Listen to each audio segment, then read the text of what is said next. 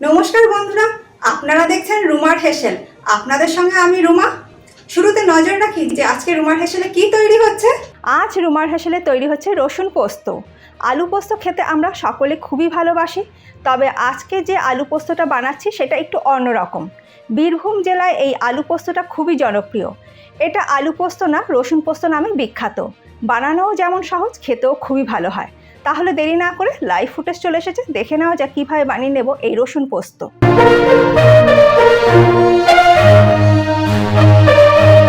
রসুন পোস্ত বানানোর জন্য 4টে বড় সাইজের আলু এইভাবে বড় টুকরো করে কেটে নিয়েছি। মিক্সিং জারের মধ্যে নিয়ে নিচ্ছি 25 গ্রাম পোস্ত। আপনারা আপনাদের পরিমাণ মতো পোস্ত অবশ্যই ব্যবহার করতে পারেন। এবার এই পোস্তটাকে আগে শুকনো ব্লেন্ড করে নেব।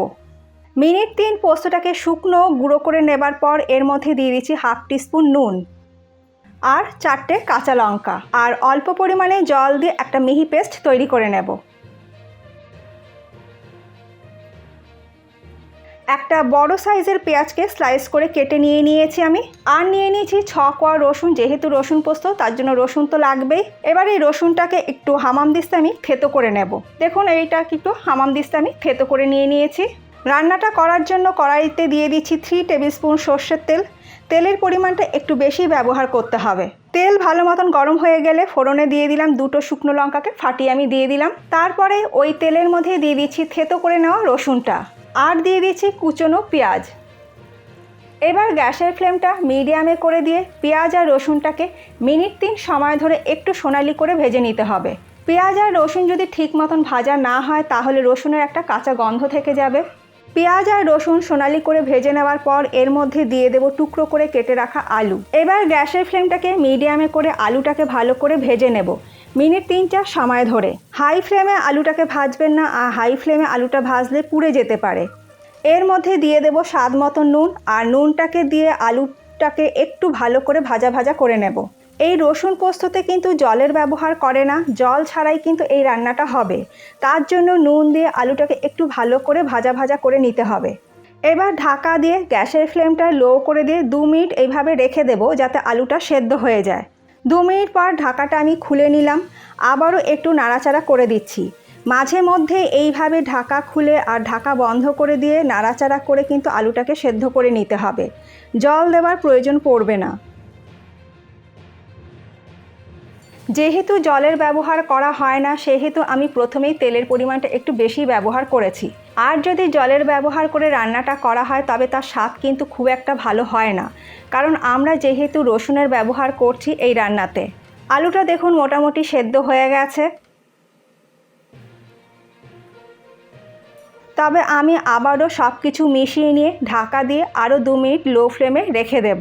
2 মিনিট পরে ঢাকাটা আমি খুলে নিচ্ছি।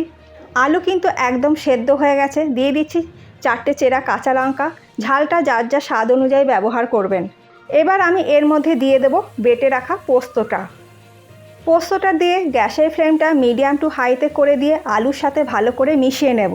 পোস্তর খুব সুন্দর একটা গন্ধ আছে, আর পোস্ত যদি খুব বেশিক্ষণ সময় ধরে রান্না করা হয় তাহলে পোস্তর যে সুন্দর গন্ধটা আছে সেটা কিন্তু চলে যায়। তাই খুব বেশিক্ষণ সময় ধরে পোস্ত নাড়াচাড়া করার দরকার নেই। আর এই রসুন পোস্ত কিন্তু একটু শুকনো শুকনো হলেই ভালো লাগে, তার জন্য এর মধ্যে জল দেওয়ার দরকার পড়ে না। পোস্ত আর আলু খুব ভালো করে মিশিয়ে নেওয়ার পর আবারও ঢাকা দিয়ে 1 মিনিট আমি রেখে দেব গ্যাসের ফ্লেমটা লোতে করে দিয়ে। 1 মিনিট পর ঢাকা খুলে নিচ্ছি। আমাদের রসুন পোস্ত কিন্তু একদম তৈরি হয়ে গেছে। ভালো করে একবার মিশিয়ে নিচ্ছি। সব শেষে দিয়ে দিচ্ছি 2 টিস্পুন কাঁচা সর্ষের তেল। পোস্তর সাথে যদি কাঁচা সর্ষের তেল ব্যবহার করা হয় তবে তার স্বাদ কিন্তু দ্বিগুণ বেড়ে যায়। গ্যাসের ফ্লেমটা বন্ধ করে দিলাম। ঢাকা দিয়ে 3 মিনিট এটাকে স্ট্যান্ডিং টাইমে রাখবো। তারপর এটাকে আমি গরম গরম ভাতের সঙ্গে সার্ভ করব। গরম গরম রসুন পোস্ত আমি গরম গরম ভাতের সঙ্গে এবার আমি সার্ভ করব। আজকের আমার এই রসুন পোস্ত রেসিপি আপনাদের কেমন লাগলো অবশ্যই জানাবেন। যদি ভালো লাগে তাহলে আপনারাও বাড়িতে একদিন ট্রাই করে দেখুন, আশা করি আপনাদেরও ভালো লাগবে। রেসিপিটা ভালো লাগলে চ্যানেলটাকে সাবস্ক্রাইব করে আমার ছোট্ট পরিবারে আপনারা সদস্য হয়ে যেতে পারেন। আমার প্রত্যেকটা ভিডিও যদি আপনারা মিস না করতে চান তাহলে পাশে থাকা বেলটাও প্রেস করে দেবেন। আপনারা চাইলে আমাকে ফেসবুক ও ইনস্টাতেও ফলো করে নিতে পারেন। আজ তাহলে এই পর্যন্ত, আবার দেখা হবে নতুন কোনো কুকিং নিউজের সঙ্গে। ভালো থাকবেন, সুস্থ থাকবেন, ধন্যবাদ।